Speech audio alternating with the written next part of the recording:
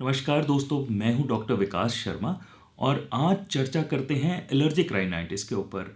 ये जानते हैं कि एलर्जिक राइनाइटिस क्या होता है और होम्योपैथी में कौन सी मेडिसिन्स हैं जो एलर्जिक राइनाइटिस को जड़ से ख़त्म कर सकती हैं।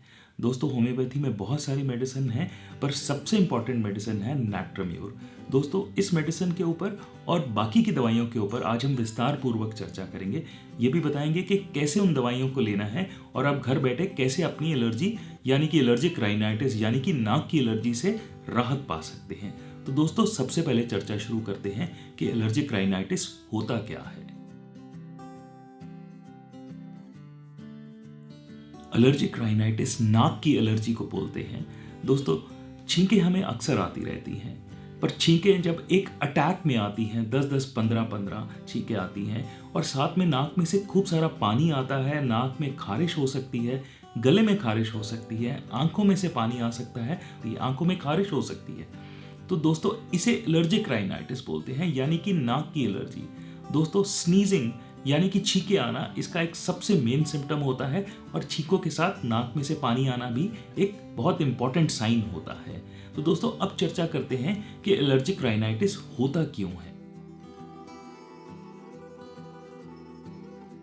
दोस्तों, हमारा इम्यून सिस्टम यानी कि डिफेंस सिस्टम बना होता है बैक्टीरिया या वायरसेस को मारने के लिए।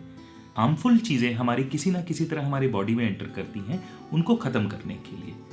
पर दोस्तों, जब ये डिफेंस सिस्टम उन चीज़ों को अटैक करने लग जाता है जो कि हमारी बॉडी के लिए हार्मफुल नहीं होती हैं, जैसे कि पोलन ग्रेन्स हो गए, डस्ट के पार्टिकल्स हो गए, तो दोस्तों उसे एलर्जी कहते हैं। जब ये एलर्जी हमारे नाक के अंदर होती है यानी कि हमारे डिफेंस सेल्स जिन्हें हम एंटीबॉडीज भी बोलते हैं, उन चीज़ों को अटैक करते हैं जो कि हमारी बॉडी के लिए हार्मफुल नहीं है। जैसे कि हमने सांस लिया, हमें डस्ट के पार्टिकल्स अंदर गए, पर एंटीबॉडीज़ ने उनको समझा कि ये किसी तरह के हार्मफुल एजेंट्स हैं और उनको मारने की कोशिश की। तो दोस्तों, वहाँ पर एंटीजन एंटीबॉडी रिएक्शन होगा जिसे हम एलर्जिक रिएक्शन कहते हैं और उसके कारण एक केमिकल प्रोड्यूस होता है जिसको हिस्टामाइन बोलते हैं।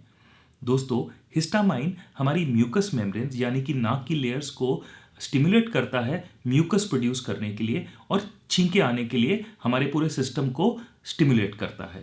तो दोस्तों, ये होता है एलर्जिक राइनाइटिस यानी कि नाक की एलर्जी।